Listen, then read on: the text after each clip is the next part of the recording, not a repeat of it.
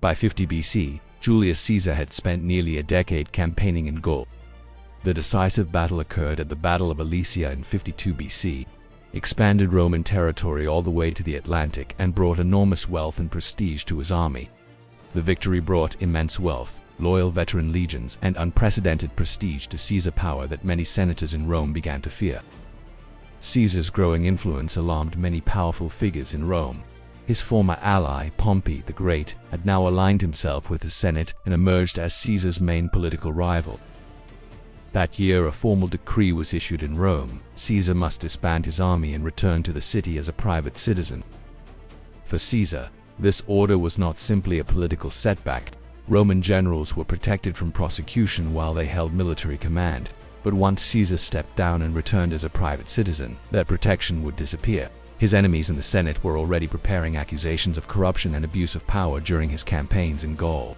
Returning without his army could mean exile, disgrace, or worse. Once he gave up his command, Caesar would lose the legal protection granted to Roman governors and generals. Alone, he would face prosecution by the political enemies who had spent years waiting for this moment.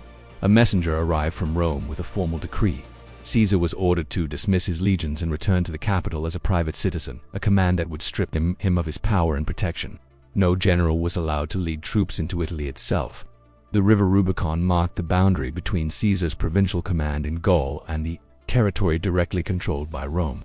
In January of 49 BC, Caesar arrived at the banks of the Rubicon with the 13th Legion, veterans who had fought beside him for years. The die is cast. Finally, Caesar gave the order for his soldiers to advance across the river. On January 10, 49 BC, he defied the Senate's order to disband his army and marched into Rome with his forces, which marked the beginning of a civil war. This act of crossing the Rubicon is often referred to as the point of no return, as it led to his eventual dictatorship and the end of the Roman Republic. In Rome itself, panic broke out. Pompey and many senators fled south, believing Caesar's army would soon arrive at the city. As legions marched south, panic spread across Italy. People fled their homes, towns emptied overnight, and smoke rose from villages caught between rival forces. The Roman Republic was now descending into civil war. When the war finally ended, the political system of the Roman Republic would never fully recover. Since that moment, the phrase crossing the Rubicon has come to mean passing a point of no return.